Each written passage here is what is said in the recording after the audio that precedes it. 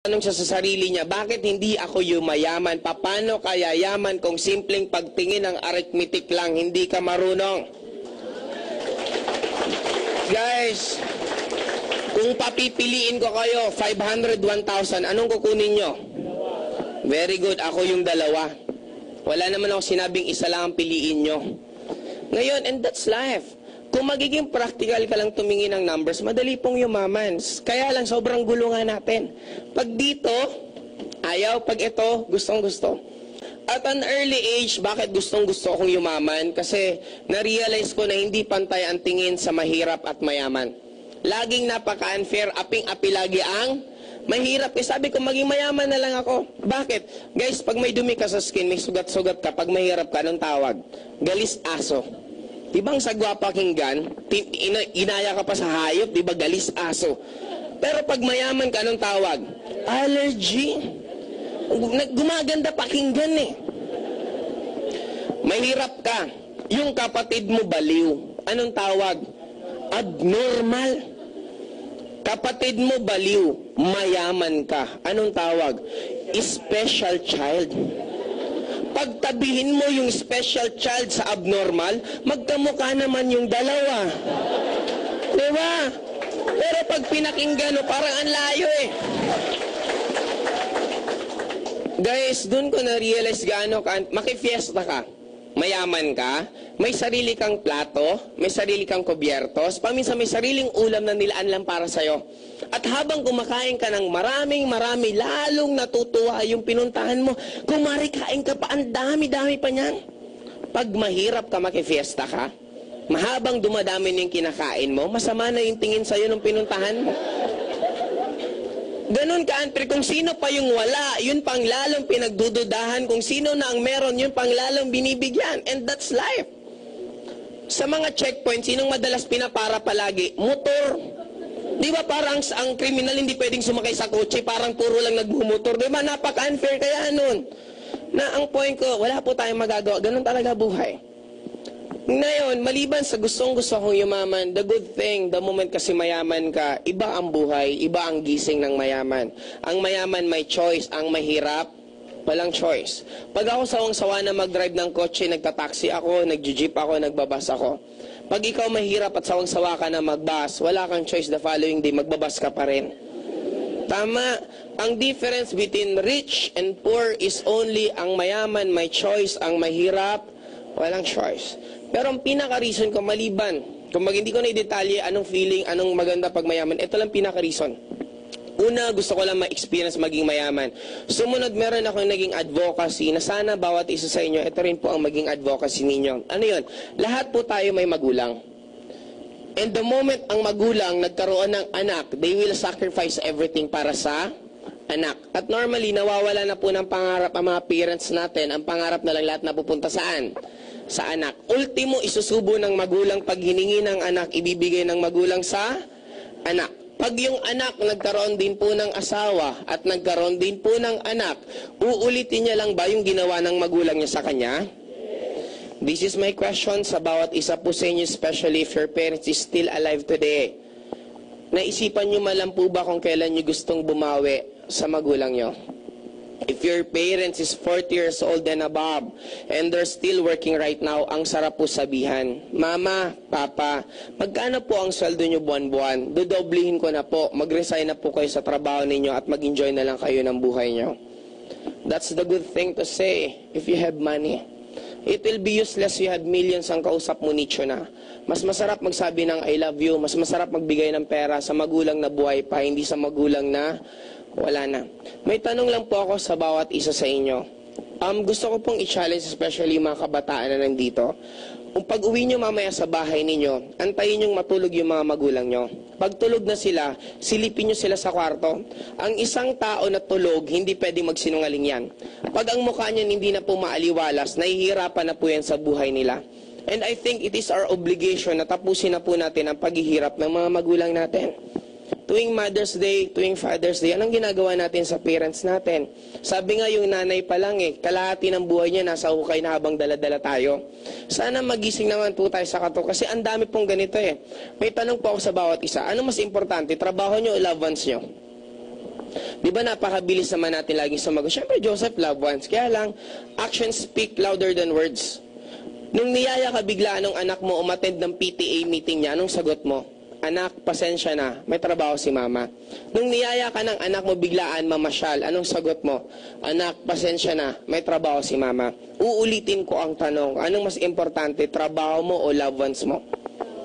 Sa may mga trabaho naman pong nandito ngayon, kung nanghihingi ka pa po ng pera sa magulang mo, kilabutan ka naman po. Hindi pa ba sapat na pinag-aral ka na lahat, graduate ka na, hanggang ngayon nanghihingi ka pa rin ng pera? Di ba dapat ikaw nang nagbibigay? Guys, don't ever tell yourself na you're already contented with your income. Kasi kung ikaw kontento ka na, sana tanungin mo muna yung mga mahal mo sa buhay kung kontento sila sa buhay na binibigay mo. You have another choice. Pwede naman po kayong yumaman, pwede pa kayo makahabol. Nasa sa inyo lang kung paano nyo tatanggapin sa sarili nyo na kailangan nyo talagang yumaman. Ngayon, bago tayo maghiwa-hiwalay, this is one of my greatest and favorite story. May isang bata naglalaro. Habang naglalaro yung bata, dumating yung tatay niya.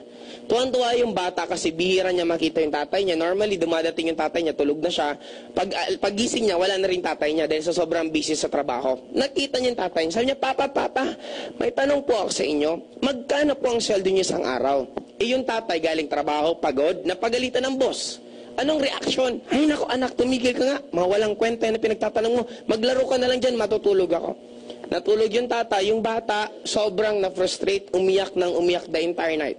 The following day, sinabihan nung nanay yung tatay sa nangyari sa anak, bumawi yung tatay. Sabi nung tatay, anak, pasensya ka na ha. Medyo pagod lang kasi si papa mo kahapon, kaya hindi kita nasagot ng maayos. Ano ba yung tanong mo? Sabi nung anak, Papa, magkano po ang sweldo mo isang araw? Yung tatay nagmalaki. Anak, officer yung tatay mo sa kumpanyang tinatrabahuan ko. Hindi ako per day, per hour ang rate ko. Sabi nung anak, Papa, magkano po per hour mo? Sabi nung tatay, 50 pesos anak. Bakit ka ba nagtatanong ng ganyan? Assignment nyo ba yun sa school? Sabi nung anak, hindi po Papa, curious lang ako. After 3 months, same. Lumipas yung 3 buwan, same scenario, dumating yung tatay, yung bata tuwan-tuwa, swinalubong. Papa, pautang naman ng 100 pesos. Yung tatay nagalit. Kabata-bata mo pa, ba't marunong kang mangutang? Yung anak, sobrang excited niya, hindi niya pinakinggan yung sagot ng tatay niya. Pumunta siya sa kwarto niya, binasag niya yung alkansya niya, kinuha niya yung pera niya, sabi niya, Papa, pabilang nga po nito. Nung nakita nung tatay na maraming pera yung anak, lalong uminit yung ulo ng tatay. Kaya pala ako nawawala ng pera kasi kinukuha ng anak ko. Ngayon, sabi ng bata, Papa, pakibilang lang po kasi hindi pa ako marunong magbilang paglampas na pong hundreds. Binibilang ng tatay. Init na yung ulo niya. Anak, ang laking pera nito, 200 pesos to. Umamin ka sa akin, anak, ikaw ba kumukupit ng pera sa wallet ko? Yung anak biglang nagulat kasi pinagdudaanan naman siya ng tatay niya, umiyak.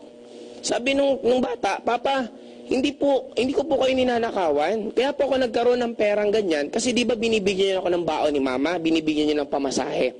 Everyday po, hindi na po ako pumupunta ng school na nagtatricycle. Naglalakad po ako, kaya ang aga kong nawawala sa bahay. At every snacks, hindi na po ako makain. Ang ginagawa, kaya nga lahat ng grades kong titingin niyo, Papa, nagtaasan sila. Kasi every recess, instead na kumain, nag-aaral na lang ako para hindi ko mapansin yung gutom ko, para makaipon ako ng pera. Tuwing gabi nga po, Papa, pag uwian na, pinapagalitan ako lagi ni mama kasi gabing-gabi na ako umuwi kasi naglalakad din ako kasi gustong-gusto kong makaipon. Gustong-gusto kong mabili yung gusto kong bilhin. Yung tatay na konsensya, sabi nung tatay, anak, pasensya ka na.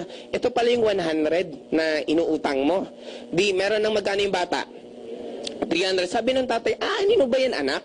Sabi niya, Papa, sobrang tuwang-tuwa po ako nito. Ito pong 300 na to, ibibigay ko po sa inyo. Bibilin ko po yung 6 na oras ninyo para makipaglaro po kayo sa akin. Guys, this is my question. Kailangan pa bang makipag-set ng appointment ng mga mahal niyo sa buhay para makapiling lang kayo? Sometimes, you're so busy doing your work para sa mahal mo sa buhay and neglecting the main reason bakit ka nagtrabaho. Mas gusto pa nung anak mo yung yaya niya kaysa sa'yo kasi hindi ka maramdaman. Guys, gusto niyo bang ganun talaga ang cycle ng buhay? And do you really believe na kinulong na tayo ng more than 16 years sa loob ng school? Ikukulong ka pa ba ulit ng 40 years sa loob ng trabaho mo? And after nun, ikukulong ka sa maliit na nicho kasi patay ka na. Do you really believe na yun ang buhay? And for me, no. Hindi tayo dapat ikulong sa loob ng kwarto ng araw-araw. Pwede kang yumaman na hindi mo gagawin yung ginagawa ng karamihan. Kaya ayaw nyo ba within this year, this will be the last year na magko-commute kayo? This will be the last year na nangungupahan kayo? This will be the last year na yung mga due date na mababayaran mo, di pa ini-stretch mo palagi. Guys, kung nagawa namin, bakit hindi nyo kayang gawin? Nagsimula ako, I need to travel from... Teka lang. Nagsimula ako, I need to travel from Bicol going to Manila. Twice a week.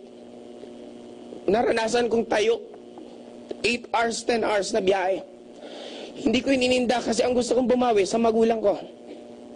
Yung father ko sobrang spoiled sa akin right now na kahit anong hingiin niya, binibigay ko. Last year, pumunta kami lahat ng Hong Kong, buong family ko, sinama ko. Yung ate ko, sila pa yung matatalino, sila pa yung ate, linibre ko lahat. Yung ate ko, pati yung mga anak niya, pati asawa niya, sinagot ko lahat. Yung binubuhay nito. Pati pangarap na mga mahal mo sa buhay, kaya mong mabuo because of this.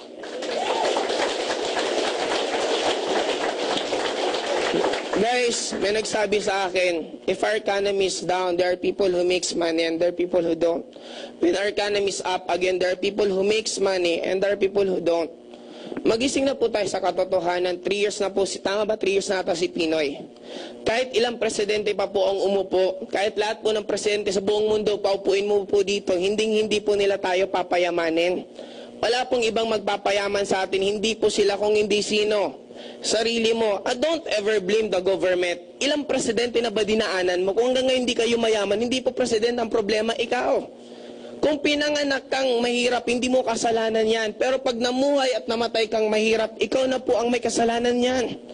Ang dami pong blessings na binibigay sa atin. Sabi sa akin nung nagsisimula ako way back 6 years ago dito sa AIM, Joseph, ang pagyaman dito sa Pilipinas is nowhere to be found. Mahirap ang Pilipinas, hindi ka aasenso dito. I'm telling you right now, ang pag-asenso po is now, here. Good morning po ulit, thank you po.